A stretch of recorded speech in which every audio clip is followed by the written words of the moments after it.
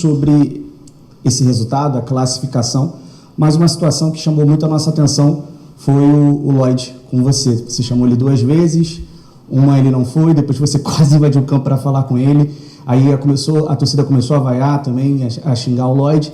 Queria saber o que aconteceu ali entre você e o Lloyd.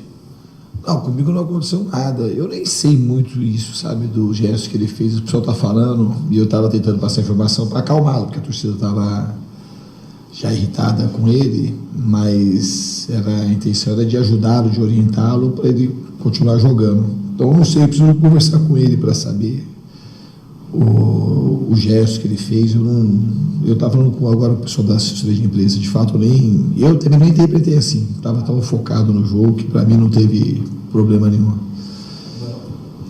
Olá, Diniz, Joel Silva do canal Colina em Foco, parabéns pela classificação. Obrigado. Durante a transmissão, eu estava a todo momento falando, se fosse para citar uma palavra para colocar o jogo em evidência, eu achava o jogo perigoso. A todo momento me sentia isso, que o Operário estava sempre muito perigoso no jogo, apesar de não ter finalizado tanto no segundo tempo. Eu queria que você explicasse por que o Vasco não conseguiu controlar o jogo, a sua análise da partida, mas principalmente por que o Vasco não conseguiu tirar a bola do Operário, controlar mais o jogo e até mesmo matar o jogo. Qual é a sua análise quanto a isso? O que faltou para o Vasco ter uma classificação em tese mais tranquila? Porque tem muito torcedor que passou mal do coração por aí. Mas, de qualquer jeito, a torcida fez o papel dela e ela teve total mérito nessa classificação do Vasco. Inclusive, já aproveitar para convocar a torcida para sábado. Nossa leal torcida, a gente vai precisar de vocês lá no sábado para nos apoiar. Eu acho que a história do jogo hoje começou no sábado. Eu acho que no sábado aqui teve uma descarga muito grande de energia física e psíquica também, que a gente não teve tempo hábil para recuperar. Foi um jogo do sábado meio fora dos padrões habituais que o Vasco vinha jogando, então estava todo mundo muito feliz e descarregou muita coisa, tanto a torcida como o time. Foi um jogo que deu muito orgulho para a torcida, para a gente também, que no fundo a gente veio de 3, podia ter ganho demais. E com 2 dias a gente tendo que fazer ajustes, eu acho que esse foi o principal fator, tanto fisicamente como psiquicamente. A gente não foi o mesmo time nem da minha estreia, a gente estava abaixo nos 2 sentidos. E a gente enfrentava um time perigoso, que é um time que tem um bom investimento para a Série B, com jogadores que já jogaram em grandes clubes, um time organizado que vinha com confiança de 3 vitórias, campeão paranaense. E acho que os 3 últimos confrontos no Paranaense eles ganharam nos pênaltis, por incrível que pareça, pela informação que me chegou. Então era um jogo difícil. Então a gente tinha um adversário difícil, perigoso, e a gente estava, para o jogo de hoje, um pouco abaixo da nossa melhor condição. Eu acho que a gente jogou menos do que a gente jogou até no jogo contra o Lanús em termos de postura. E não é que a gente jogou mal, não. A gente não jogou mal. A gente teve um momento que oscilou muito mais nesse jogo que nos 2 primeiros, principalmente no jogo de sábado. Então, dessa oscilação, o Operário, e eu concordo com a sua análise, ele parecia que a qualquer momento podia acontecer uma coisa, ele fazer um gol.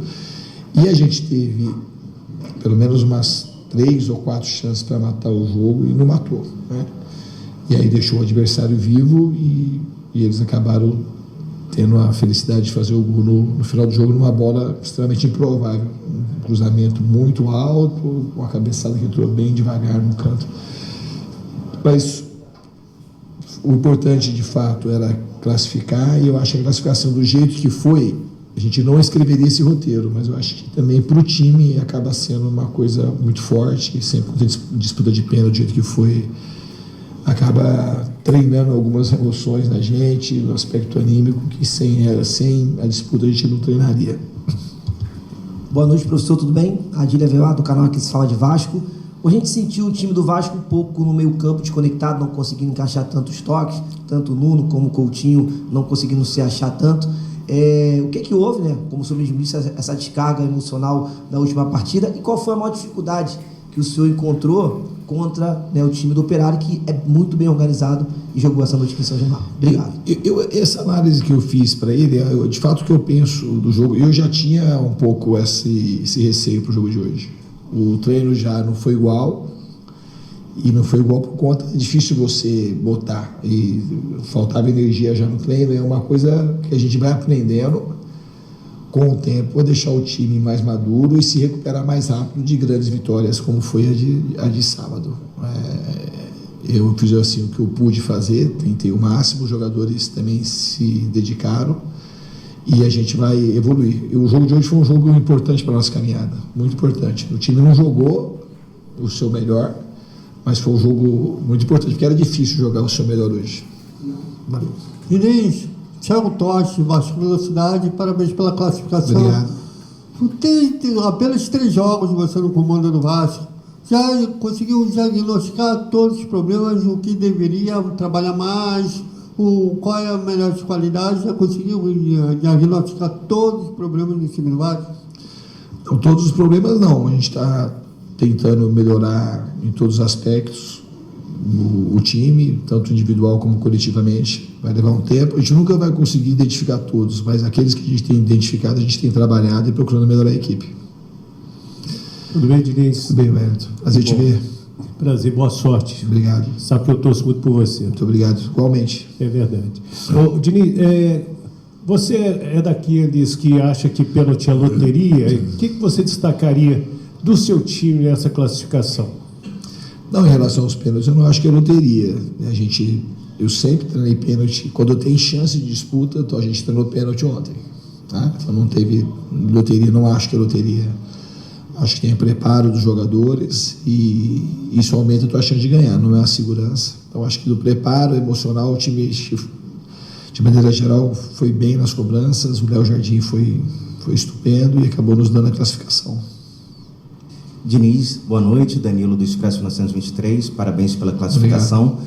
No segundo tempo, você acha que faltou um pouquinho de controle de bola, segurar um pouco a bola no momento dos minutos finais, ali para os 10 minutos finais? Porque por velocidade, acho que o time conseguiu desenvolver, tanto com o Ryan, em alguns momentos com o Lloyd no segundo tempo, quando ele entrou. Mas ali, quando a gente sofre uma pressão do Operário, justamente com as bolas aéreas, conseguiu uma faltinha, um lateral, esfriar um pouco a partida, ou passa muito por essa questão psicológica também? Obrigado. Não, o que você está falando depois que o jogo terminou, assim, e pode acontecer, a gente também pensa nisso depois que acontece, sabe? É normal fazer essa análise que você fez, a gente está discutindo, podia ter crescido a área, que a gente pensou em colocar o Maurício Lemos, porque assim, a gente ia acabar baixando um pouco o bloco no finalzinho e acabar tendo cruzamento, mas a gente achou também que não precisava mexer, e a gente escolheu deixar do jeito que estava. Mas eu não acho que a gente fez uma partida ruim. Eu acho que o jogo do segundo tempo foi um jogo que um pouco diferente do primeiro, e a gente teve mais perto de fazer os gols até no segundo tempo que no primeiro. Só que a gente teve pelo menos umas 4 chances claras de atravessar a bola para o outro fazer o gol, que acho que isso a gente pecou um pouco. E aí, quando você não faz o jogo fica perigoso, o jogo fica tenso, e é um time que tem boa qualidade. São jogadores acostumados a jogar a Série A, tanto o Alano quanto o Busquilha, o Marcos Paulo. São jogadores que têm boa qualidade técnica e jogando aqui contra o Vasco praticamente de franco atirador. Boa noite, Diniz. Sérgio Quinde, canal Atenção Vascaínos. Parabéns pela classificação, obrigado. Apesar do sufoco. Obrigado, né? Sérgio. A respeito do gol do Operário, você já havia diagnosticado que os jogadores sentem muito quando o Vasco toma um gol, ainda mais na circunstância que foi no último minuto, no finalzinho.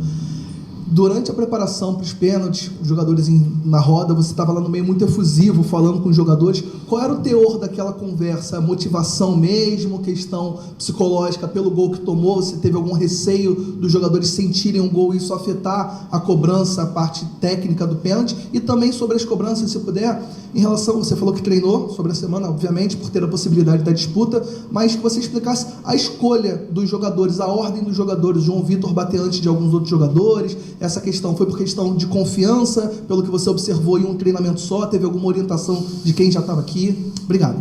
Não, muito obrigado pela sua pergunta. Até eu acho que na questão anímica, a maneira como eles responderam a disputa de pênalti foi muito boa, diferente do que aconteceu lá, por exemplo, na Argentina, quando a gente tomou o gol do Lanús.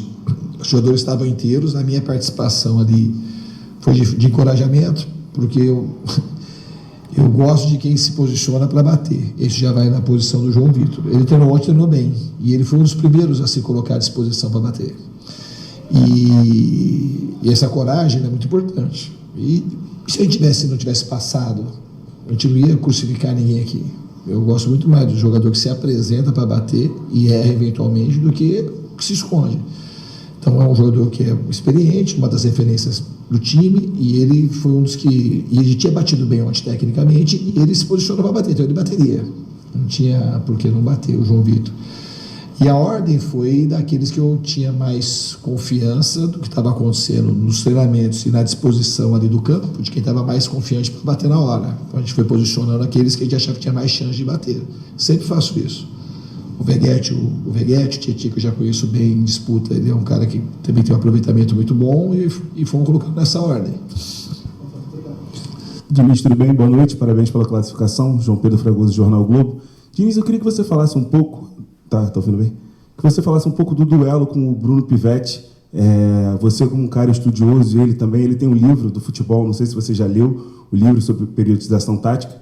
Queria que você falasse um pouco desse duelo com ele e também analisasse se no segundo tempo faltou um pouco de físico para o Vasco.